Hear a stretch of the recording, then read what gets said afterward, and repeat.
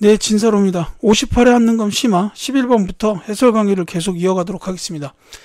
자, 다음 시나리오에 등장하는 왕의 재위기간에 있었던 사실로 옳은 것은 하고 물었습니다. 자, 요 시나리오 내용을 쭉 읽다 보면은, 자, 여기 왕이 마지막 말을 좀 봅시다. 12목을 설치하고 지방민에게도 학문을 권장하는 과인의 뜻에 부합하였소.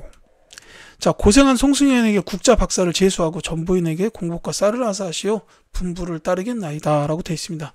자, 12목을 설치해라 라는 데서부터 이 왕은 바로 나와야 됩니다. 고려의 6번째 왕 성종이에요.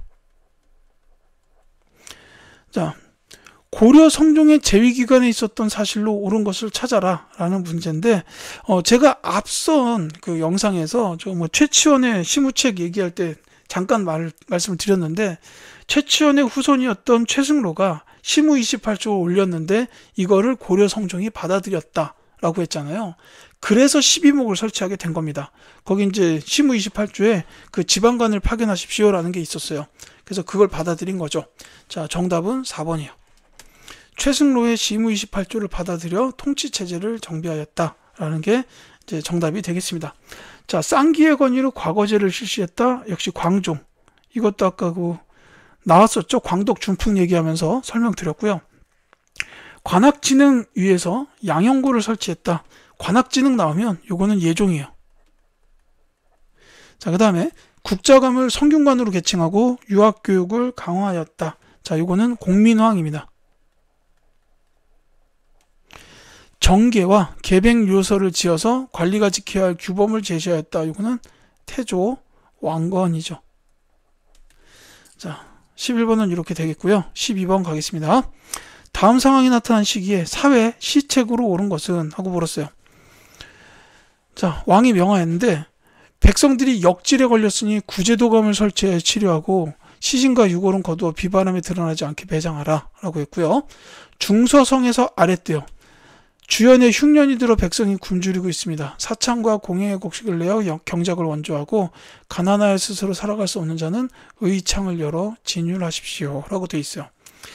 이렇게 그 본문 내용이 전부 다 좀 안타까운 일들만 잔뜩 써 있네요. 자, 구제 도감이나 그 다음에 이제 특히 중서성, 그 다음에 의창 이런 데서 알 수가 있습니다. 이 시대는 바로 그 고려예요. 자, 고려시대의 사회 시책을 물어봤습니다. 이제 의창, 상평창, 이런 것들과 이제 비슷하게 그 빈민구율 제도가 있었죠. 그게 이제 재위보라고 있었어요. 그래서 이게 정답이 5번입니다. 기금을 모은 다음에 그 이자로 빈민을 구제하는 재위보를 운영하였다. 이것도 역시 빈민구율 기구예요.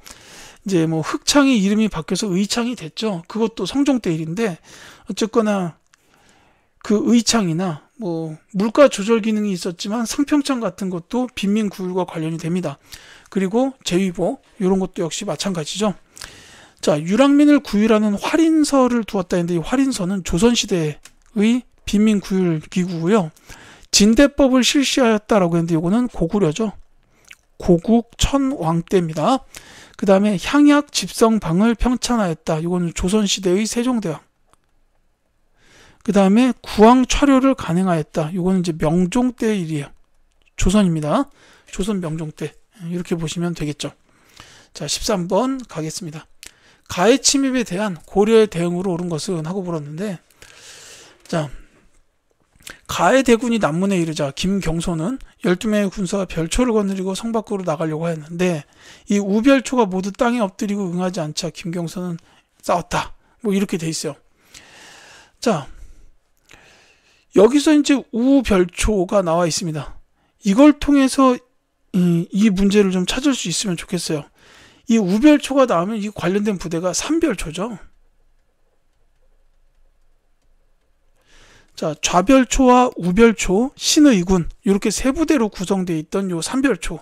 이 삼별초는 특히나 그 몽골 항쟁 시기에 많이 활동을 했고, 그 다음에 개경환도가 되던 시기에 그거 개경환도를 반대하고 끝까지 항쟁을 벌였죠. 이 사실을 알고 있다면 요 가에 들어갈 대상은 바로 몽골 원나라라고 보시면 되겠죠. 이 원에 대한 고려의 대응으로 옳은 걸 찾아라 했는데 이게 이제 몽골이라는 사실만 알면 답 찾는 건 어렵지가 않습니다. 정답은 4번. 강화도로 도읍을 옮겨서 장기 항전을 준비하였다. 이게 이제 몽골에 대한 대응 방식이었죠. 자, 김종서를 보내어 육진을 개척하였다. 이거는 이제 여진족이죠. 이때는 이제 조선시대 세종대왕 시기입니다. 서희를 보내어 소손영과 외교담판을 벌였다. 이거는 이제 거란 1차 침입 때 강동 육주를 획득하는 과정이죠. 자, 별무반을 조직했다라고 했어요. 동북구성 축조 역시 여진인데, 자, 이 별무반 하면 나와야 되는 분 윤관이 있죠. 여진족 킬러 기억하십시오. 화통도감을 설치하여 화약과 화포를 제작하였다. 자, 요거 설치하자고 건의하신 분은 화약의 아버지 최무선이시고, 이건 이제 해당되는 나라는 일제라고 했는데, 일제. 왜요, 왜? 근데 뭐, 일제나 왜나, 그게 그거죠, 뭐, 왜? 왜구죠, 왜구. 일본입니다, 일본. 뭐, 일제나 왜구나, 뭐, 다 다를 거 없어요. 예. 자, 어쨌거나, 이건 이제 왜구에 대한 대응 방식이었다. 이렇게 보시면 되겠습니다. 자, 14번 갈게요. 다음 대화가 이루어진 시기의 경제 상황으로 오는 것은? 하고 물었어요. 자, 몇 해 전 주전 도감을 설치하고 화폐를 유통시켜 나라의 부관과 백성의 편익을 꾀하였으나 널리 활용되지 못하고 있사옵니다. 자, 주연에 명령하여 주식점을 열고 백성들에게 화폐를 활용해 음식을 사 먹을 수 있게 하여 그 이로움을 알게 하라 라고 되어 있습니다. 자, 이 주전도감 하면은 나와야 되는 게 이게 그 해동통보랑 연결이 돼요.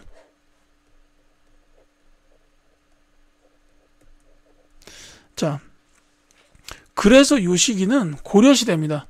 특히나 그 조선 때는 상평통보가 유통이 되잖아요. 근데 그때는 널리 활용이 됐습니다. 여기서는 이제 화폐를 유통했는데 널리 활용되지 못했다라는 거는 이제 고려시대다. 이렇게 보시면 되겠어요. 이 시기에 경제 상황을 찾아라 이건데, 해동통보는 유통되지 못했지만 이때 화폐 기능을 했던 건 있었어요. 그거는 이제 은병이었습니다. 활구라고도 하죠. 그래서 정답이 1번이에요. 활구라고 불리는 은병이 유통되었다가 이제 고려시대에 대한 경제 상황으로 오른 겁니다. 자, 그 다음에 솔빈부의 말 나왔네요. 발해. 송상이 전국 각지에 송방을 설치하였다. 이건 이제 조선시대 후기죠. 자, 청해진을 설치하여 해상무역을 전개하였다. 통일신라 시대인데 특히나 저분은 장보고. 자, 그 다음에 시장을 감독하는 관청인 동시전이 설치되었다. 이거는 신라시대의 지증왕 때입니다. 비슷한 감독기관으로 고려시대에는 경시서가 있었습니다. 자, 15번 갈게요. 다음 검색창에 들어갈 역사 자료에 대한 설명으로 옳은 것은? 하고 물었습니다. 자, 건국 영웅의 일대기를 서술한 장편서 사시로 동국 이상 국집에 실려 있는데, 왕탄생 이전 역사 출생 건국 유리왕 즉위 과정과 저자 이규보의 감상이 적혀 있다. 자, 이규보가 쓴 역사 자료라는 거예요. 이제 이걸 가지고 이 문제를 알아낼 수 있는데, 이 책은 바로 동명왕편이에요.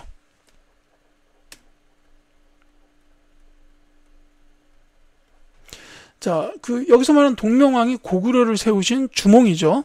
그래서 이 주몽에 관련된 책이다라고 보시면 되겠습니다. 이 유리왕은 동명왕 다음 왕이에요. 자, 그러니까 지금 말씀드린 내용을 보면은 선지에서 옳은 정답을 찾아낼 수가 있습니다. 금방 나오죠. 1번이에요. 고구려의 계승의식이 반영되었다. 그러니까 그 의식이 있으니까 동명왕에 대해서 이렇게 이제 책도 쓰고 하는 거죠. 자, 남북국이라는 용어가 처음 사용된 책 발해고입니다. 조선 후기에 정조 시기의 학자였던 유득공 이분이 쓰셨죠. 사초와 시정기 등을 바탕으로 편찬하였다. 조선 왕조실록. 자, 단군의 고조선 건국 이야기를 수록한 역사서는 삼국유사예요.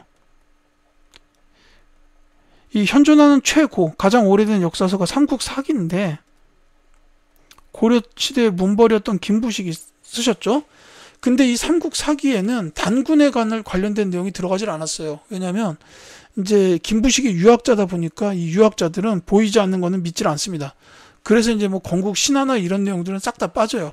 그러니까 그런 신화 설화 관련된 내용들을 다 모아서 이련 스님께서 이제 삼국 유사를 다시 쓰셨다라고 보시면 되겠죠.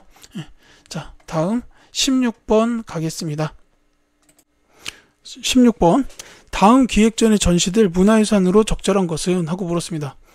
자, 이번 기획전에서는 고려시대 귀족문화를 보여주는 비색의 순청자와 음각한 부분에 백토나 흑토를 채워서 화려하게 장식한 상감청자가 전시됩니다. 자, 이렇게 말했어요. 자, 이 기획전에 전시될 문화유산을 찾아라 그랬으니까 비색 순청자 혹은 상감청자를 찾아달라라는 문제입니다. 자, 이거 보면은 정답은 바로 나와야 됩니다. 예, 정답은 이 3번이에요.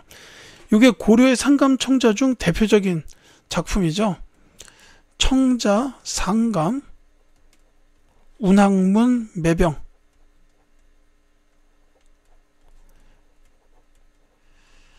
자, 이게 그 대표적인 상감청자인데, 이거 정말 멋있어요.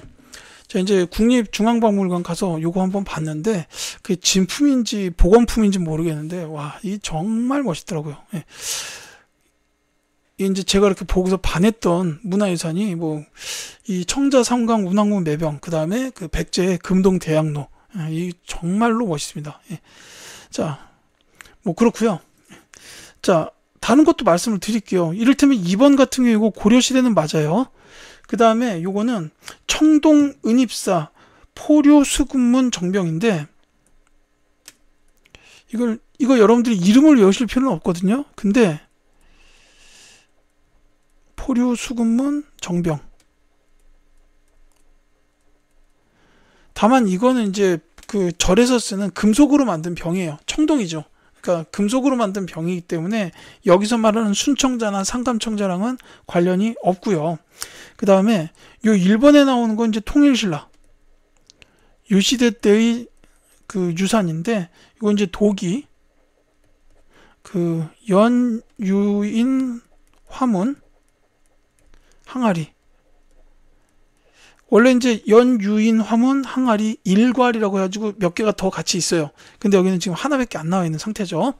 그 다음에 이제 4번에 나오는 거는 청화백자이기 때문에 요거는 이제 조선. 그 다음에 5번에 나오는 거는 이제 분청사기, 구름용문이. 대표적인 분청사기 유산이에요.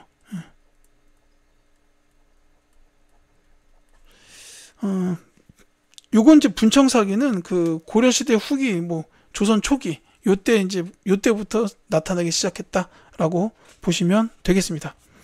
자, 그 다음에 17번 갈게요. 가시기에 있었던 사실로 옳은 것은? 하고 물었습니다.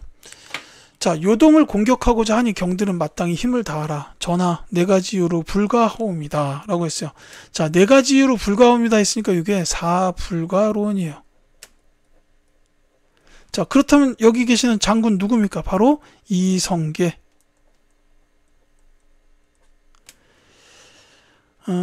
작은 나라가 큰 나라를 칠 수 없다. 그 다음에 이제 지금 여름이 됐기 때문에 그 장마철이 돼가지고 이제 활의 악효가 녹아서 전투를 하기가 어려울 것이다. 그 다음에 전염병이 돌 가능성이 있다. 그리고 또 하나는 이제 요동을 정벌하러 간 사이에 왜구가 고려를 칠 수도 있다라는 그런 4가지 이유를 들었다라는 거죠. 자, 그 다음에 가가 있었고, 그 다음에 새 도읍이 정해졌으니 도감을 설치하고 심덕부 등을 판사로 임명하여 궁궐을 조성하게 하시오 했음 명을 받들겠습니다. 이렇게 나왔어요. 자, 이 이성계가 사불가론을 들었고, 그 다음에 이어진 사건이 있죠. 근데 결국은 이성계가 명나라 요동을 정벌하러 갑니다. 가다가 위화도 회군을 하죠. 그래서 다시 고려로 돌아와가지고 이제 저 우왕을 폐위시키고 최영을 결국은 죽이고 이제 신진4대부와 이성계가 정권을 잡죠. 그러면서 과전법을 시행하게 되고 조선의 건국으로 이어집니다. 이 새 도읍이 정해졌다라고 하는 건 이제 조선에서 처음에는 수도가 개경이었어요. 근데 그게 계속 바뀌죠.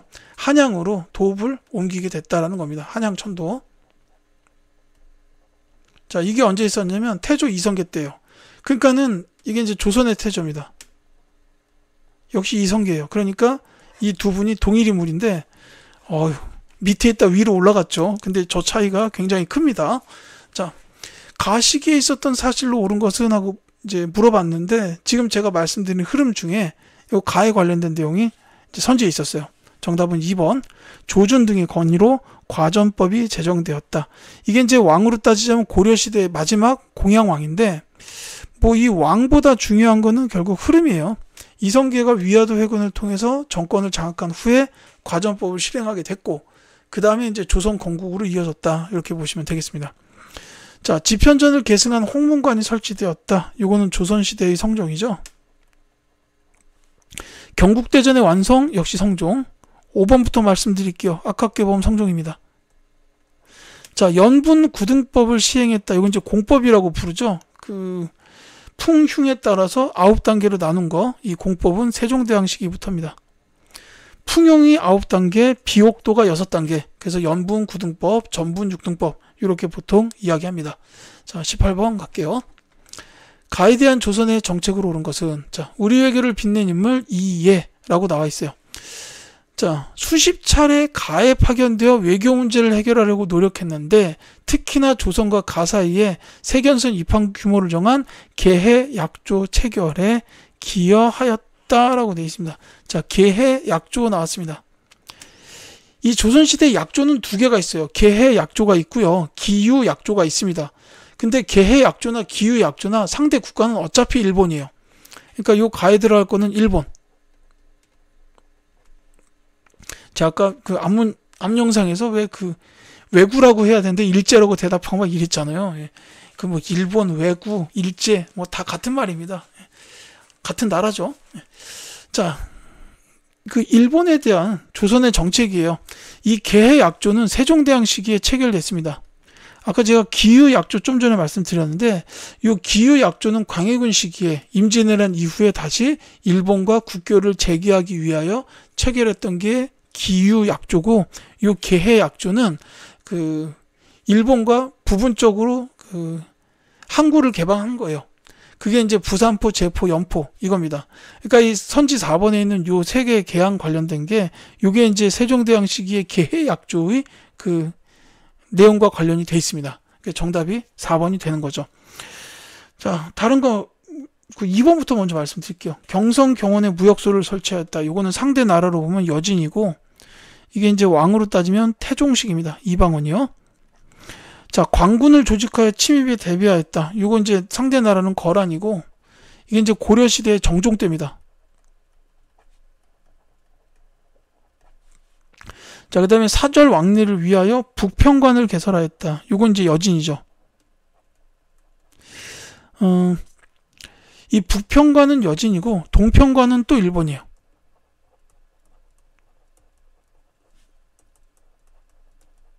북쪽에 있으니까 북평관, 동쪽에 있으니까 동평관 이건데 요 이제 요런 개설을 한 거 요거는 이제 교린 정책에 해당해요. 교린 외교. 이제 4대 교린이라고 하잖아요. 근데 이제 4대 외교는 명나라, 그 다음에 교린 외교는 여진과 일본, 이렇게 했다라고 보시면 되겠습니다. 자, 그 다음에 요 하정사, 성절사, 요거는 명나라랑 청나라에 보냈던 사신인데, 정기적인 사신이에요. 여기 성절사 할 때 이 성절이 뭐냐면은 그 황제나 황후가 태어난 날이에요. 그러니까 이제 황제나 황후의 생일을 기념하는 사신이 간 게 성절사. 그 다음에 이 하정사는 그 동짓날 혹은 저기 새해, 그 설날 있죠.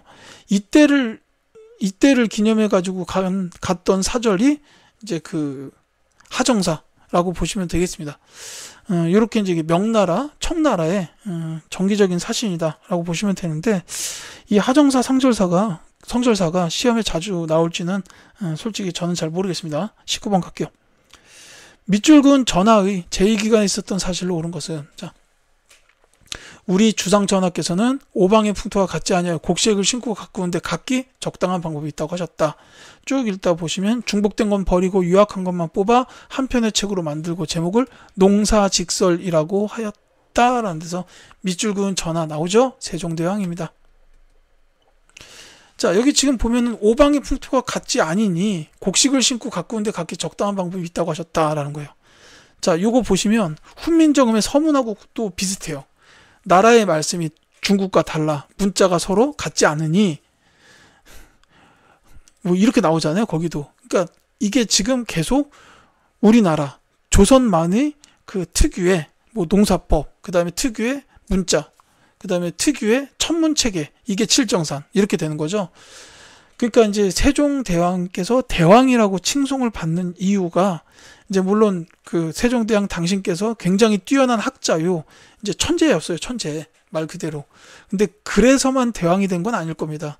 이제 백성을 아끼고 사랑하는 민본주의, 애민정신 이런 게 깊이 있었고 그거를 정책에다 많이 쓰셨기 때문에 결국 대왕이 되신 게 아니냐 이렇게 생각을 하고 있죠.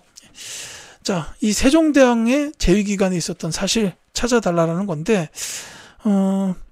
이제 이때 책이 여러 개 나왔어요. 지금 말씀드렸던 농사직설이나 칠정산, 그 다음에 후민정음 이런 것도 있었고, 이제 그 외에 그 삼강행실도 편찬된 거 이런 것도 있고, 그 다음에 활자로 봤을 때는 그 갑인자, 이제 태종 때는 개미자, 세종 때는 갑인자 이게 있죠. 정답은 4번입니다. 삼강행실도가 편찬되었고, 나중에 성종 때가 되면은 삼강행실도 언해가 나와요. 훈민정음으로 풀어낸 그것도 나옵니다. 자, 예학을 정리한 가래집남이 저술되었다라고 했는데 이거는 이제 선조 때예요. 선조. 저거 쓰신 분은 김장생이라는 학자입니다. 자, 국가의 의례를 정비한 국조 올해의 성종이죠. 자, 그 다음에 동몽선습이 간행된 거, 이건 이제 중종식인데 이거 쓰신 분은 박세무라는 학자예요. 박세무.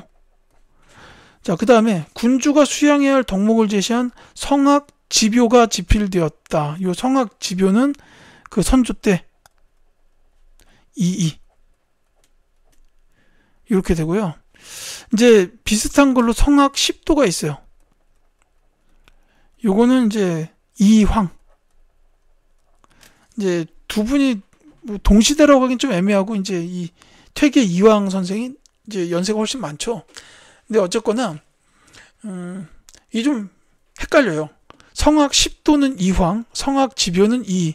뭐 말 나온 김에 한 가지 더 말씀드리자면, 요 분은 향약으로 하면 해주 향약.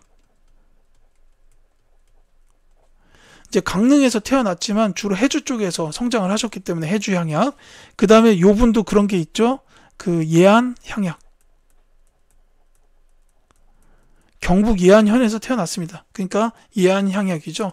그러니까 이 이황과 이인은 이제 그 시대 최고의 학자들이었어요. 후대에도 어마어마한 영향을 미친 분들이고, 그 다음에 좀 비슷하긴 하지만 어쨌든 성리학을 요약해가지고 군주의 이제 왕에게 제시한 것도 있고, 그 다음에 이제 백성 교화시켜서 지방 발전하는 데도 역할을 하셨고, 이렇게 이제 큰 학자 분들이기 때문에 우리는 지금도 화폐에서 이분들을 볼 수가 있는 거죠.